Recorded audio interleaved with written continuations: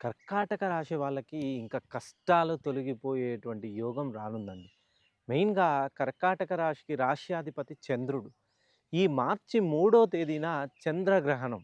ఈ గ్రహణం అనంతరం కర్కాటక రాశిలో జన్మించిన వాళ్ళకి ఇంకా మీ జీవితంలో ఉన్నటువంటి అష్ట కష్టాలన్నిటికీ చెక్ పెట్టేయండి.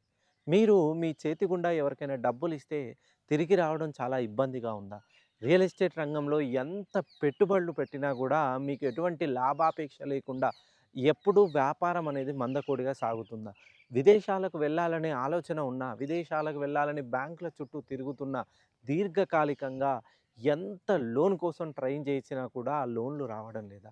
ఎప్పుడూ మీ పైన నలుగురు చెడు దృష్టి ప్రభావం వలన ఏ పని చేసినా ఆటంకం, అవరోధం. ఇవి మెయిన్‌గా కర్కాటక రాశిలో ఈ మార్చి 3 తేదీ వరకు మీ జీవితంలో ఉంటూనే ఉంటాయి. ఇంకా మీ జీవితంలో ఉన్నటువంటి సమస్యలకి ఒక్కసారిగా ఆ కష్టాలన్నీ గట్టెక్కిపోయేటువంటి శుభ పరిణామాలు మీ జీవితంలో తలెత్తనున్నాయి. మెయిన్‌గా ఈ మార్చి 3 తేదీ నుండి ఏప్రిల్ 2 తేదీ వరకు కర్కాటక రాశిలో జన్మించిన వాళ్ళకి అద్భుతంగా మీరు ఏ పని చేసినా కలిసొచ్చేటట్టుగా మంచి శుభ గడియలు మీకు కలిసొస్తున్నాయి.